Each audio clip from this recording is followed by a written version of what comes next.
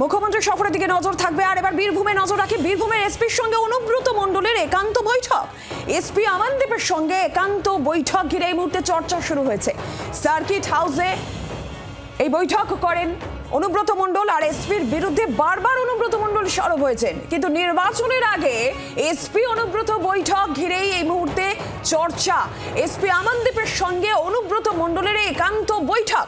প্রসেনজিৎ মালাকার রয়েছেন টেলিফোন লাইনে, প্রতিনিধি জানাবেন এই বিষয়ে। প্রসেনজিৎ, কি জানা যাচ্ছে যার বিরুদ্ধে অনুব্রত মণ্ডল বারবার করে সরব হয়েছেন তার সঙ্গে একান্ত বৈঠক? দেখো, একেবারে তাই। এই একান্ত বৈঠককে কেন্দ্র করে রীতিমতো একটা চর্চা তো বীরভূম জেলা জুড়ে ইতিমধ্যেই শুরু হয়েছে।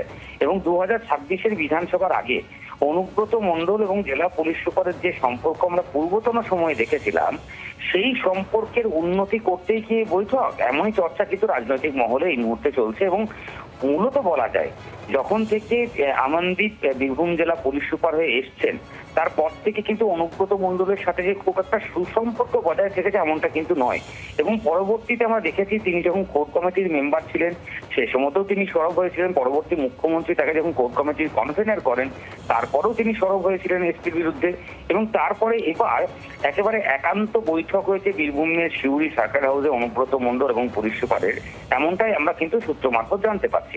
তো সে জায়গায় দাঁড়িয়ে এই বৈঠকের যে মূল আলোচ্য বিষয় সেটা যে মূলত সম্পর্কের উন্নতি করা, এমনটাই হতে পারে বলে কিন্তু রাজনৈতিক মহলের এই মুহূর্তে চর্চা। আর এই সম্পর্ক এই বৈঠকের পরে আগামীতে অনুব্রত মণ্ডল এবং পুলিশ সুপারকে একসাথে এক সুরে কথা বলতে বা একভাবে পথ চলতে দেখা যাবে কিনা, এটাও কিন্তু একটা বড় দেখার বিষয়। কারণ সামনে নির্বাচন আসছে, তুমি জানো যে একের পর এক বিভিন্ন ঘটনা ঘটতে থাকা, বীরভূম জেলা জুড়ে যেভাবে গোষ্ঠীদ্বন্দ্ব শুরু করে নানান যে ঘটনা ঘটতে থাকা দেখা যাচ্ছে, সেখানে দাঁড়িয়ে কি ভূমিকা পালন করা যাবে এবং পুলিশ সুপারের সাথে কতটা একসাথে কাজ করতে দেখা যাবে সেটা কিন্তু অবশ্যই। ধন্যবাদ প্রসেনজিৎ। বাংলার আওয়াজ, বাঙালির আবেগ, জি 24 ঘন্টা।